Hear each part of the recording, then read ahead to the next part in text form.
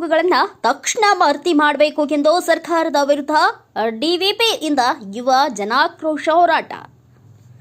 ಇಂದು ದಲಿತ ವಿದ್ಯಾರ್ಥಿ ಪರಿಷತ್ ವಿಜಯಪುರ ಜಿಲ್ಲಾ ಘಟಕದಿಂದ ತಕ್ಷಣ ಸರ್ಕಾರದಲ್ಲಿ ಖಾಲಿ ಇರುವ ಉದ್ಯೋಗಗಳನ್ನು ಭರ್ತಿ ಮಾಡಬೇಕು, ಉದ್ಯೋಗದ ವಯೋಮಿತಿಯನ್ನು ಜಾಸ್ತಿ ಮಾಡಬೇಕು ಎಂದು ಬೃಹತ್ ಪ್ರಮಾಣದ ಯುವ ಜನಾಕ್ರೋಶ ಹೋರಾಟ ಹಮ್ಮಿಕೊಳ್ಳಲಾಗಿತ್ತು.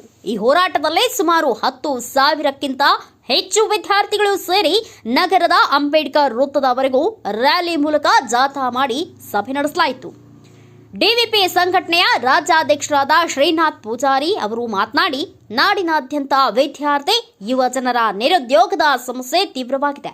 ಹಿಂದಿನ ಬಿಜೆಪಿ ಸರ್ಕಾರ ಆಗಿರಬಹುದು, ಇವತ್ತಿನ ಕಾಂಗ್ರೆಸ್ ಸರ್ಕಾರ ಆಗಿರಬಹುದು, 4 ವರ್ಷದಿಂದ ಯಾವುದೇ ಸರ್ಕಾರಿ ಉದ್ಯೋಗಗಳನ್ನು ತುಂಬದೆ ಸತಾಯಿಸುತ್ತಿರುವುದು ಖಂಡನೀಯ. ವಿದ್ಯಾರ್ಥಿ ಯುವ ಜನರು ನೌಕರಿ ಪಡೆಯಬೇಕೆನ್ನುವ ಉದ್ದೇಶದಿಂದ ಹಗಲು ರಾತ್ರಿ ಕಷ್ಟಪಟ್ಟು ಶ್ರಮ ಪಡ್ತಾ ಇದ್ದಾರೆ. ಆದರೆ ಸರ್ಕಾರ ಅವರ ಕಷ್ಟಕ್ಕೆ ಪ್ರತಿಫಲವಾಗಿ ಉದ್ಯೋಗ ನೀಡದೆ ಅವರ ಜೀವನವನ್ನ ಹಾಳು ಮಾಡುತ್ತಿರುವುದು ಅತಿ ಖೇದಕರದ ಸಂಗತಿ ಎಂದರು. ಇದೆಲ್ಲ ಯಾಕೆ ಆಗ್ತಾ ಇದೆಯಪ್ಪ ಅಂತಂದ್ರೆ ನಮಗೆ ಬಡತನ ಕಾರಣಕ್ಕಾಗಿ, ನಮಗೆ ಉದ್ಯೋಗ ಬೇಕು ಅನ್ನೋ ಕಾರಣಕ್ಕಾಗಿ ಇಷ್ಟು ಕಷ್ಟಪಟ್ಟು ಹೋಗ್ತಾ ಇದ್ದೀವಿ. ನಾವೆಲ್ಲರೂ ಕೂಡ ಬಿಸಿಲಾಗಿ ಬಂದಿದ್ದೀವಿ, ನಮಗೆಲ್ಲರಿಗೂ ಕಷ್ಟ ಇದೆ. ಈ ಕಷ್ಟವನ್ನು ಸರ್ಕಾರಕ್ಕೆ ತಲುಪಿಸಬೇಕಪ್ಪ ಅಂತಂದ್ರೆ ನಮ್ಮಲ್ಲಿ ತಾಳ್ಮೆ ಬೇಕು. ನಮ್ಮ ತಾಳ್ಮೆಯನ್ನು ನಾವು ಪರೀಕ್ಷೆ ಮಾಡಿದ್ರೆ ಆ ತಾಳ್ಮೆಗೆ ತಕ್ಕ ದಿನಗಳು ಬರ್ತವೆ. ಅದನ್ನ ನಾವು ಕೊಡೋಣ, ನಾವೆಲ್ಲರೂ ಕೂಡ ರೆಡಿ ಆಗೋಣ, ಅದಕ್ಕೆ ಬೇಕಾದಂತ ಸಿದ್ಧತೆ ಕೂಡ ಮಾಡ್ಕೊಳ್ಳೋಣ. ಆದ್ರೆ ಕೇಳಿದ್ರೆ ನಾವು ಈ ಸತ್ತು ಸೇರಿರ್ತಕ್ಕಂಥದ್ದು ಏನಪ್ಪಾ ಅಂತಂದ್ರೆ ನಮ್ಮ ಬೇಡಿಕೆಯನ್ನು ಕೊಡ್ಲಿಕ್ಕೆ ಒಂದು ವೇಳೆ ನಮ್ಮ ಬೇಡಿಕೆ ಸರಿಯಾಗಿ ತೆಗೆದುಕೊಂಡ್ರೆ ಖಂಡಿತವಾಗ್ಲೂ ದೊಡ್ಡ ಪರಿಣಾಮವನ್ನ ಅದು ಆಂಬ್ಯುಲೆನ್ಸ್ ಹೋಗ್ತಾ ಇದೆ. ಏನಪ್ಪಾ ಆಂಬ್ಯುಲೆನ್ಸ್ ಹೋಗ್ತಾ ಇದೆ, ಮಾನವೀಯ ದೃಷ್ಟಿಯಿಂದ ಜಾಗ ಬಿಟ್ಟುಕೊಡ್ಬೇಕಾಗ್ತದೆ. ಗೆಳೆಯರೇ ಕೇಳಿ, ನೀವೆಲ್ಲರೂ ಕೂಡ ಇಲ್ಲಿ ಬಂದಿರ್ತಕ್ಕಂಥ ಉದ್ಯೋಗದ ಕಾರಣಕ್ಕಾಗಿ, ನಾವು ಉದ್ಯೋಗ ಪಡಿಬೇಕು ಅನ್ನೋ ಕಾರಣಕ್ಕಾಗಿ ಈಗ ಸಹೋದರಿ ಹೇಳಿದ್ರು, ನಾವು ಎಷ್ಟು ದಿನ ಅಂತ ಲಾಗಿಯಲ್ಲಿ ಕೂತ್ಕೊಳ್ಳೋದು, ಎಷ್ಟು ದಿನ ಅಂತ ನಾವು ತರಬೇತಿ ಪಡೆಯೋದು, ನಮ್ ಕಾಲ್ಫಾರ್ಮ್ ಆಗದೇ ಇದ್ರೆ, ನಮ್ಗೆ ಯಾರು ಕೂಡ ನೇಮಕಾತಿ ಪ್ರಕ್ರಿಯೆ ಪ್ರಾರಂಭ ಮಾಡದೇ ಇದ್ರೆ ಎಷ್ಟು ಓದಿ ಏನು ಪ್ರಯೋಜನ?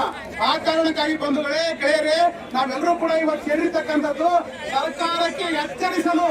ಸರ್ಕಾರ ಎಚ್ಚೆತ್ತುಕೊಳ್ಳದಿದ್ರೆ ನಾವು ಅವ್ರನ್ನ ತಡೆ ಹಿಡಿದು ನಿಲ್ಲಿಸಿ ನುಗ್ಗಬೇಕಾಗ್ತದೆ, ಅವರ ಮನೆಗಳಿಗೆ ನುಗ್ಗಬೇಕಾಗ್ತದೆ. ಅಂತ ದಿನಗಳು ಬಹಳ ಸಮೀಪದವೆ. ಅದಕ್ಕೆ ಅವಕಾಶವನ್ನು ಮಾಡಿಕೊಡದೆ, ನಮ್ಮ ತಾಳ್ಮೆಯನ್ನ ಪರೀಕ್ಷೆಯನ್ನು ಮಾಡದೆ ಕೂಡಲೇ ನೇಮಕಾತಿಯನ್ನು ಪ್ರಾರಂಭಿಸಬೇಕು, ವಯೋಮಿತಿಯನ್ನು ಸಡಿಲಿಸಬೇಕು ಅಂತಕ್ಕಂಥದ್ದು.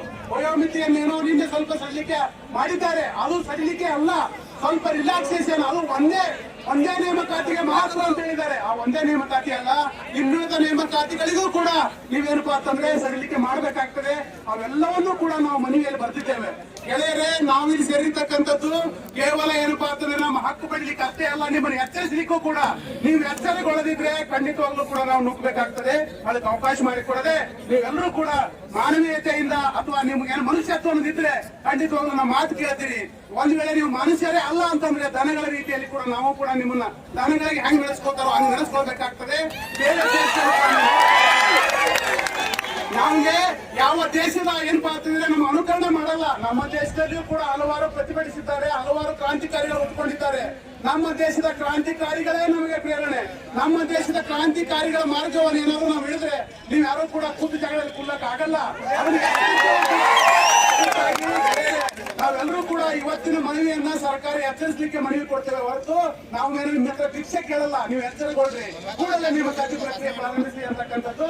ನಾವೆಲ್ಲರೂ ಕೂಡ ಇನ್ನೂ 15ರಿಂದ 20 ನಿಮಿಷ ನಮ್ಮ ಎಲ್ಲ ಗೆಳೆಯರು ಮಾತನಾಡ್ತಾರೆ. ನೀವೆಲ್ಲರೂ ಕೂಡ ಶಾಂತ ರೀತಿಯಿಂದ ಕೇಳಬೇಕು. ಈಗ ಜಿಲ್ಲಾಧಿಕಾರಿಗಳು ಮತ್ತು SP ಅವರು ಬರ್ತಾ ಇದ್ದಾರೆ. ನಮ್ಮ ಪ್ರತಿಭಟನೆ ಕಾರಣಕ್ಕಾಗಿ ಟ್ರಾಫಿಕ್ ಜಾಮ್ ಆಗಿ ಸಿಕ್ಕಾಕೊಂಡಿದ್ದಾರಂತ. ಅವ್ರು ಬರುವವರೆಗೂ ಟ್ರಾಫಿಕ್ ಕ್ಲಿಯರ್ ಆಗಿ ಬರುವವರೆಗೂ ನಾವು ಕಾಯೋಣ. ಎಲ್ಲರೂ ಕಾಯ್ತೀವಲ್ಲ? ಈಗ ನಮ್ಮ ಗೆಳೆಯರು ಮಾತಾಡ್ತಾರೆ, ಎಲ್ಲರೂ ಮಾತುಗಾರ ಕೇಳಿ ನಮ್ಮ ಮಾತುಗಳನ್ನು ಸರ್ಕಾರವನ್ನು ಎಚ್ಚರಿಸಿ ರೀತಿ ಇರಬೇಕು ಹೊರತು ಯಾರನ್ನೂ ಪ್ರಚೋದನೆ ಮಾಡ್ತಕ್ಕಂಥ ಉದ್ದೇಶ ಹೊಂದಿಲ್ಲ. ನಾವು ಆ ರೀತಿ ಮಾಡೋದಿಲ್ಲ ಕೂಡ. ಸ್ಪರ್ಧಾ ಆಕಾಂಕ್ಷಿ ವಿದ್ಯಾರ್ಥಿಗಳನ್ನ ಮಾತನಾಡ್ತಾ ಸರ್ಕಾರವನ್ನ ಒತ್ತಾಯಿಸಿ ರಾಜ್ಯದ ಎಲ್ಲ ಇಲಾಖೆಗಳಲ್ಲಿ ಖಾಲಿ ಇರುವ ಸರ್ಕಾರಿ ಹುದ್ದೆಗಳನ್ನು ಇನ್ನು 1 ವಾರದಲ್ಲಿ ನೋಟಿಫಿಕೇಶನ್ 4 ವರ್ಷದಿಂದ ಸರ್ಕಾರಿ ಹುದ್ದೆಯನ್ನ ಭರ್ತಿ ಮಾಡದ ಕಾರಣಕ್ಕಾಗಿ ಎಷ್ಟೋ ವಿದ್ಯಾರ್ಥಿಗಳು ವಯಸ್ಸು ಮೀರಿದೆ ಅಂಥವರಿಗೆ 35 ವರ್ಷದ ತನಕ ವಯೋಮಿತಿಯನ್ನ ಹೆಚ್ಚಿಸಬೇಕು. ಸರ್ಕಾರಿ ಉದ್ಯೋಗದ ಅನುಮೋದನೆಯಲ್ಲಿ ಸ್ಪಷ್ಟವಾಗಿ ಸಮಯದ ಸ್ಪಷ್ಟತೆಯನ್ನ ನಿಗದಿಪಡಿಸಬೇಕು ಎಂದು ಸರ್ಕಾರಕ್ಕೆ ಆಗ್ರಹಿಸಿದರು.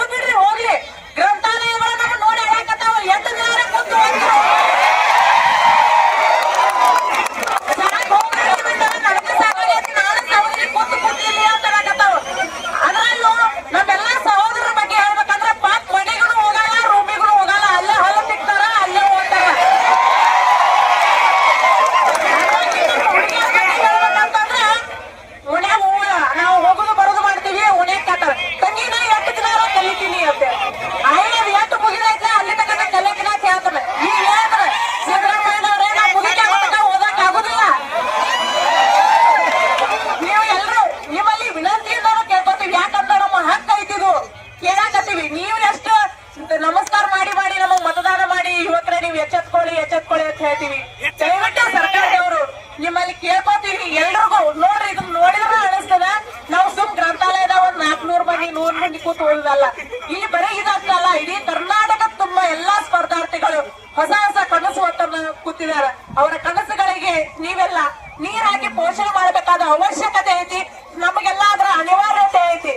ಯಾರು ನಾವೇನ್ DC ಮಕ್ಕಳಲ್ಲ, ಎಲ್ಲರೂ ನಾವು PC ಆಗ್ಬೇಕಂತ ಕನಸು ಕಂಡಿರೋ ಬಡವರ ಮಕ್ಕಳದೀವಿ.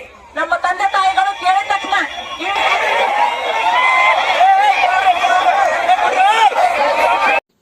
ಈ ಹೋರಾಟದ ಸ್ಥಳಕ್ಕೆ ದವಡಾಯಿಸಿದ ಅಪರ ಜಿಲ್ಲಾಧಿಕಾರಿಗಳಾದ ಸೋಮಲಿಂಗ ಗೆಣ್ಣೂರ್ ಮತ್ತು ಜಿಲ್ಲಾ ಪೊಲೀಸ್ ವರಿಷ್ಠಾಧಿಕಾರಿಗಳಾದ ಲಕ್ಷ್ಮಣ ನಿಂಬರ್ಗಿಯವರು ಆಗಮಿಸಿ ಮನವಿಯನ್ನ ಸಡಲೀಕರಿಸಿ ಮಾತನಾಡಿ ವಿದ್ಯಾರ್ಥಿಗಳ ಮನವೊಲಿಸಿ ಹೋರಾಟದ ವಾತಾವರಣವನ್ನ ತಿಳಿ ಮಾಡಿದ್ರು. ಈ ಸಂದರ್ಭದಲ್ಲಿ ವಿದ್ಯಾರ್ಥಿ ಪರಿಷತ್ ಮುಖಂಡರಾದ ಹುಚ್ಚಪ್ಪ ಸಿಂದಗಿ, ಮಂಜುನಾಥ್, ವಿದ್ಯಾರ್ಥಿ ಪರಿಷತ್ ಉಪಾಧ್ಯಕ್ಷರಾದ ಮಾದೇಶ್ ಚಲವಾದಿ, ಪ್ರತಾಪ ತೊಳನೂರ್, ಪ್ರಶಾಂತ್ ದಾಂಡೇಕರ್, ರಾಹುಲ್ ಕಳ್ಸದ್, ಯಮನೂರಿ ಮಾದರ್, ಭೀಮು, ಮಂಜುನಾಥ್ ಎಲ್ಬಾ, ಶಿಲ್ಪಾ ಮುಂತಾದವರು ಮತ್ತು ನಾಡಿನ ವಿದ್ಯಾರ್ಥಿ ಯುವ ಜನರು ಭಾಗಿಯಾಗಿದ್ದರು.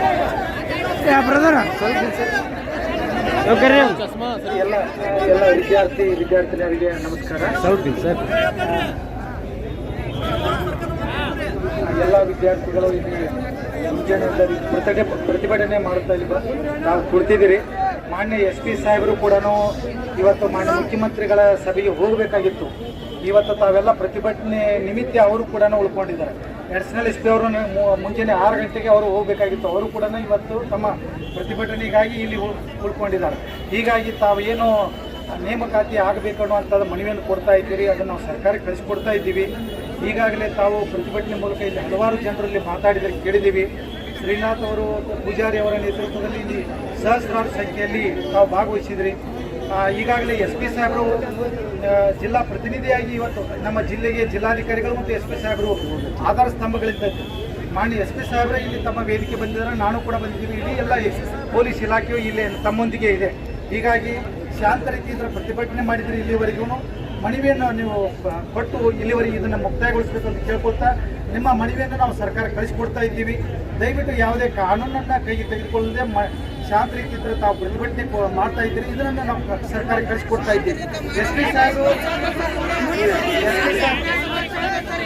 SP ಸಾಹೇಬರು ಇಲ್ಲಿವರೆಗೂ ಸುದೀರ್ಘವಾಗಿ ಮಾತಾಡಿದ್ದಾರೆ. ನಾವು ಕೂಡ ಹಾಸ್ಟೆಲ್ನಿಂದ ಬಂದಂಥವರು ನಿಮ್ಮ ಹಾಗೆ ನಾವು ಕೂಡ ಹಾಸ್ಟೆಲ್ದಲ್ಲಿ ಇದ್ದುಕೊಂಡು ಓದಿ ಈಗ ಕಾಂಪಿಟೇಟಿವ್ ಎಕ್ಸಾಮ್ದಲ್ಲಿ ಪರೀಕ್ಷೆ ಬರೆದು ಈ ಹುದ್ದೆಯಲ್ಲಿ ನಾವು ಬಂದಿದ್ದೀವಿ. ಅದೇ ರೀತಿ ನಿಮಗೂ ಅವಕಾಶಗಳು ಸಿಗಲಿ ಅಂತ ಹೇಳ್ತಾ ನಮ್ಮದು ಆ ಭರವಸೆ ಇದೆ. ಹೀಗಾಗಿ ತಾವು ನೇಮಕಾತಿ ಆಗಬೇಕು ಅಂತೇಳಿ ಮತ್ತು ವಯಸ್ಸಿನಲ್ಲಿ ರಿಲ್ಯಾಕ್ಸೇಷನ್ ಕೇಳ್ತಾ ಇದ್ದೀರಿ. ಈ ಮನವಿಯನ್ನು ನಾವು ಸರ್ಕಾರಕ್ಕೆ ಕಳಿಸ್ಕೊಡ್ತಾ ಇದ್ದೀವಿ. ಮಾನ್ಯ SP ಸಾಹೇಬರು ಕೂಡ ಇಲ್ಲಿದ್ದಾರೆ. ಅದಕ್ಕಾಗಿ ತಾವು ಕೂಡ ಗೌರವಿಸಿ ನಮಗೆ ಮನವಿ ಪತ್ರ ಕೊಡಬೇಕಂತೇಳಿ ಮನವಿ ಮಾಡ್ಕೊಳ್ತಾ ಇದ್ದೀವಿ. ವಿದ್ಯಾರ್ಥಿಗಳು ಬೇಕೇ ಬೇಕು. We want justice. We want justice. We want justice. We want justice. ನೋಡಿ, ಏನು ಧಿಕ್ಕಾರ ಆಮೇಲೆ ಇರ್ಲಪ್ಪ, ಮೊದಲು ಕೇಳು. ಹೌದಾ? ನೀವು ನಾಳೆ ನೀವು ಕೂಡ ಏನು ನಮ್ಮ ತರ ಇಲ್ಲಿ ಕಾಕಿ ಹಾಕೋಬಹುದು, ಇಲ್ಲ ಎಡಿಷನಲ್ ಡಿಸಿ ಸಾಹೇಬ್ರ ಹತ್ರ ನೀವು ಕೂಡ ರೆವಿನ್ಯೂ ಇಲಾಖೆಗೂ ಬರ್ಬೋದು. ನೋಡಿ, ನಾವು ಅಧಿಕಾರಿಗಳು ಆಗೋಕ್ಕಿಂತ ಮುಂಚೆ ಕೂಡ ನಾವು ಕೂಡ ವಿದ್ಯಾರ್ಥಿ ಆಗಿದ್ವಿ. ನಾವು ಕೂಡ ನಿಮ್ಮಂತೆ ಕಾಂಪಿಟೇಟಿವ್ ಎಕ್ಸಾಮ್ಸ್ಗಳಿಗೆ ತಯಾರಿ ನಡೆಸಿ ಕಾಂಪಿಟೇಟಿವ್ ಎಕ್ಸಾಮ್ಸ್ಗಳನ್ನ ಬರೆದು ಇವತ್ತು ನಾವು ಈ ಕಡೆ ಇದ್ದೀವಿ. ಒನ್ಸ್ ಅಪಾನ್ ಎ ಟೈಮ್ ನಾವು ಕೂಡ ನಿಮ್ ತರನೇ ವಿದ್ಯಾರ್ಥಿಗಳಾಗಿ ಈ ಕಾಂಪಿಟೇಟಿವ್ ಎಕ್ಸಾಮ್ಸ್ಗಳಿಗೆಲ್ಲ ಓದಿ ಮಾಡಿ ನಿಮ್ಮ ಕಷ್ಟ ಏನಿದೆ, ನಿಮ್ಮ ಏನಿದೆ, ಎಷ್ಟು ಕಷ್ಟ ಪಡ್ಬೇಕಾಗತ್ತೆ, ತಂದೆ ತಾಯಿಗಳು ನಿಮ್ಮನ್ನ ಏನು ಕಷ್ಟಪಟ್ಟು ದುಡಿದು ಮಾಡಿ ಇಲ್ಲಿ ಲೈಬ್ರರಿ ಫೀಸು, ಕೋಚಿಂಗ್ ಫೀಸು, ನಿಮ್ಮ ಹಾಸ್ಟೆಲ್ ಫೀಸು, ಊಟದ ಫೀಸು ಅಂತೇಳಿ ಕಟ್ಟಿ ಮಾಡಿ ಸುಮಾರು ಕಷ್ಟಪಟ್ಟಿರ್ತಾರೆ. ಅದೇ ರೀತಿ ಕೂಡ ನೀವು ಗ್ರಾಜುಯೇಷನ್ ಮುಗಿಸ್ಕೊಂಡು ಬಹಳಷ್ಟು ಕಷ್ಟಪಟ್ಟಿರ್ತೀರ ಅನ್ನುವಂತ ಆ ನೋವು ನಾವು ಇಲ್ಲಿ ನಿಂತು ಹೇಳ್ತಾ ಇಲ್ಲ, ನಮಗೂ ಕೂಡ ಅನುಭವಿಸಲು ಕೂಡ ಗೊತ್ತಿದೆ.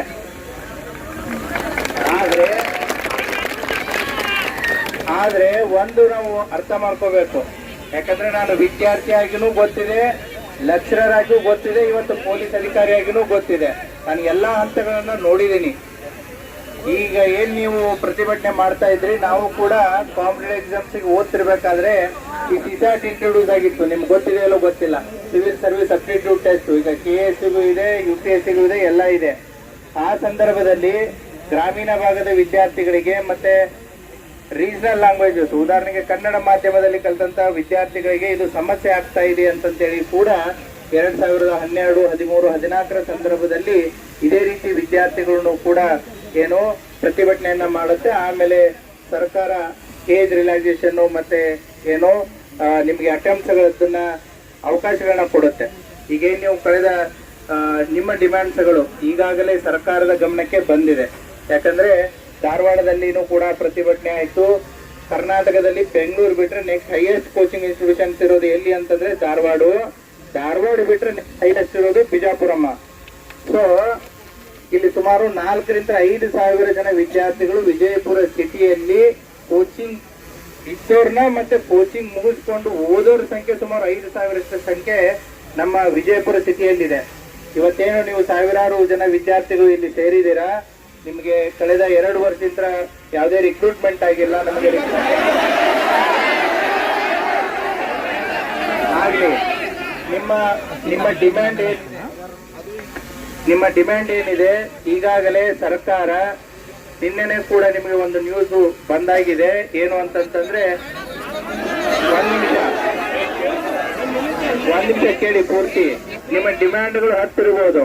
ಆ 10 ಡಿಮ್ಯಾಂಡ್ಸ್ಗಳನ್ನ ಇಲ್ಲಿಂದ ಸರ್ಕಾರಕ್ಕೆ ತಲುಪಿಸುವಂತ ಕಾರ್ಯವನ್ನ ಇಲ್ಲಿರುವಂತಹ ಜಿಲ್ಲಾಧಿಕಾರಿಗಳಾಗಿರ್ಬೋದು ಅಥವಾ ಜಿಲ್ಲಾ ಪೊಲೀಸ್ ವರಿಷ್ಠಾಧಿಕಾರಿಗಳಾಗಿರ್ಬೋದು ಅದನ್ನ ತಲುಪಿಸುವಂತ ಕೆಲಸವನ್ನ ಮಾಡ್ತಾರೆ.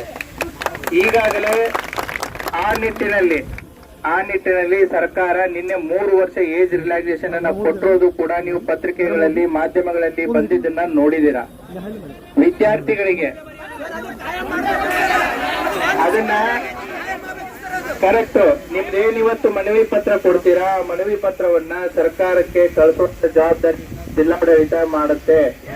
ಈಗಾಗಲೇ ಭೀಮಾ ನದಿ ಪ್ರವಾಹ ಸಂದರ್ಭದಲ್ಲಿ ಸಿಂದಗಿ ಮತ್ತೆ ಆಲ್ಮೇಲು ಮತ್ತೆ ಇಂಡಿ ಭಾಗದಲ್ಲಿ ಏನು ಪ್ರವಾಹ ಆಗಿದೆ, ಆ ಹಿನ್ನೆಲೆಯಲ್ಲಿ ಇವತ್ತು ಮಾನ್ಯ ಮುಖ್ಯಮಂತ್ರಿಯವರು ಕಲಬುರಗಿಯಲ್ಲಿ ಮೀಟಿಂಗ್ ಅನ್ನು ತಗೊಂಡಿದ್ದಾರೆ. ಜಿಲ್ಲಾಧಿಕಾರಿಗಳು ನಮ್ಮ ಜಿಲ್ಲೆಯ ಪರವಾಗಿ ನಮ್ಮ ಜಿಲ್ಲೆಯಲ್ಲಿ ಆಗಿರುವಂತಹ ಬೆಳೆ ಹಾನಿ, ಪ್ರವಾಹದಿಂದ ಆಗಿರುವಂತಹ ಮನೆ ಹಾನಿ, ಇನ್ನಿತರ ವಿಚಾರಗಳನ್ನ ಮಾನ್ಯ ಮುಖ್ಯಮಂತ್ರಿಯವರ ಗಮನಕ್ಕೆ ತರೋದಕ್ಕೆ ಜಿಲ್ಲಾಧಿಕಾರಿಗಳು ಕಲಬುರಗಿಯಲ್ಲಿ ಹೋಗಿದ್ದಾರೆ. ನಿಮ್ಮ ಸಮಸ್ಯೆಯನ್ನ ಆಲಿಸೋದಕ್ಕೆ ಇವತ್ತು ವಿದ್ಯಾರ್ಥಿಗಳದ್ದು ಈ ಪ್ರತಿಭಟನೆ ಇದೆ. ವಿದ್ಯಾರ್ಥಿಗಳ ಸಮಸ್ಯೆಯನ್ನ ಆಲಿಸೋದಕ್ಕೆ ನನ್ನನ್ನ ಇಲ್ಲಿ ಇರೋದಕ್ಕೆ ಡೈರೆಕ್ಷನ್ ಕೂಡ ಬಂದಿದೆ. ಹಾಗಾಗಿ ನಿಮ್ಮ ಸಮಸ್ಯೆಗಳನ್ನ ಕೇಳೋದಕ್ಕೆ ಅಡಿಷನಲ್ DC ಸಾಹೇಬರು ಕೂಡ ಇಲ್ಲಿದ್ದಾರೆ, ಇದೇ ಜಿಲ್ಲೆಯವರು ಇದ್ದಾರೆ. ಇವರು ಕೂಡ ಕಷ್ಟಪಟ್ಟು ನಿಮ್ ತರ ಹಾಸ್ಟೆಲ್ದಲ್ಲಿ ಇದ್ದೇನೆ ಇವತ್ತು KS ಅಧಿಕಾರಿಯಾಗಿ ಬಿಜಾಪುರದಲ್ಲಿ ಅಡಿಷನಲ್ DC ಆದಂತ ಒಂದು ಲೈವ್ ಎಕ್ಸಾಂಪಲ್ ಕೂಡ ಇಲ್ಲೇ ಇದ್ದಾರೆ. ಹಾಗಾಗಿ ವಿದ್ಯಾರ್ಥಿಗಳಿಗೆ ಏನ್ ಇಂಪಾರ್ಟೆಂಟ್ ಅಂತಂದ್ರೆ ಬಹಳ ಪೇಷನ್ಸ್ ಬಹಳ ಇಂಪಾರ್ಟೆಂಟ್. ತಾಳಿದವನು ಬಾಳಿಯಾನು. Conditions correct. ನಿಮ್ಮ ನಾನು ಪ್ರತಿಭಟನೆ ಮಾಡೋದು ನಿಮ್ಮ ಸಂವಿಧಾನದ ಹಕ್ಕು, ನಾವು ತಪ್ಪು ಅಂತ ಹೇಳ್ತಾ ಇಲ್ಲ. ಆದ್ರೆ ಈಗಾಗಲೇ ವಿದ್ಯಾರ್ಥಿಗಳ ಏನು ಡಿಮ್ಯಾಂಡ್ಸ್ ಇತ್ತು, ಆ ವಿದ್ಯಾರ್ಥಿಗಳ ಡಿಮ್ಯಾಂಡ್ಸ್ ಈಗಾಗಲೇ ಸರ್ಕಾರದ ಮಟ್ಟದಲ್ಲಿ ಸರ್ಕಾರ ಮತ್ತೆ ಮಾನ್ಯ ಮುಖ್ಯಮಂತ್ರಿ ಅವರು, ಮಾನ್ಯ ಗೃಹ ಮಂತ್ರಿ ಅವರು ಈಗಾಗಲೇ ಇದರ ಬಗ್ಗೆ ಸಾಕಷ್ಟು ಚರ್ಚೆ ಆಗಿ ಒನ್ ಬೈ ಒನ್ ಸ್ಟೆಪ್ಸ್ ಗಳನ್ನ ತಗೋತಾ ಇದ್ದಾರೆ. ಮುಂಬರುವಂತ ದಿನಗಳಲ್ಲಿ ನಿಮಗೆ ಒಳ್ಳೆಯ ನ್ಯೂಸ್ಗಳು ಕೂಡ ವೇಟ್ ಮಾಡ್ತಾ ಇದ್ದಾವೆ. ಆ ಹಿನ್ನೆಲೆಯಲ್ಲಿ ನಾನು ಜಿಲ್ಲಾಡಳಿತದ ಪರವಾಗಿ ನಿಮ್ಮಲ್ಲಿ ಮನವಿ ಮಾಡ್ಕೊಳ್ಳೋದು ಏನು ಅಂತಂತಂದ್ರೆ, ಇವತ್ತು ಇಷ್ಟು ಸಾವಿರಾರು ಸಂಖ್ಯೆಯಲ್ಲಿ ವಿದ್ಯಾರ್ಥಿನಿಯರು ಇಲ್ಲಿ ಸೇರಿದ್ದೀರಾ. ದಯವಿಟ್ಟು ತಮ್ಮ ಬೇಡಿಕೆಗಳು ಏನಿದೆ ನಮಗೆ ಜಿಲ್ಲಾಡಳಿತಕ್ಕೆ ಕೊಡಿ, ಅದನ್ನ ನಾವು ಸರ್ಕಾರಕ್ಕೆ ಮುಟ್ಟುವಂತ ಒಂದು ಕೆಲಸವನ್ನ ಮಾಡ್ತೀವಿ. ಆಮೇಲೆ ಏನು ಅಂತಂತಂದ್ರೆ, ಬರುವಂತ ದಿನಗಳಲ್ಲಿ ಸಾಕಷ್ಟು ರಿಕ್ರೂಟ್ಮೆಂಟ್ ಆಗುವಂತ ಎಲ್ಲಾ ಸಾಧ್ಯತೆಗಳು ಬಹಳ ನಿಶ್ಚಲವಾಗಿ ಕಾಣಿಸ್ತಾ ಇದೆ. ದಯವಿಟ್ಟು ತಾವು ಓದಿನಲ್ಲಿ ಗಮನ ಕೊಟ್ಟು ಕಷ್ಟಪಟ್ಟು ಓದಿ ತಾವು ಕೂಡ ಉಜ್ವಲ ಭವಿಷ್ಯವನ್ನ ರೂಪಿಸ್ಕೊಳ್ಳಿ ಅಂತಂತೇಳಿ, ನಿಮ್ಗೆ ಒಳ್ಳೇದಾಗ್ಲಿ ಅಂತಂತೇಳಿ ನಾನು 2 ಮಾತುಗಳನ್ನ ಮುಗಿಸ್ತೀನಿ. ಜೈ ಹಿಂದ್.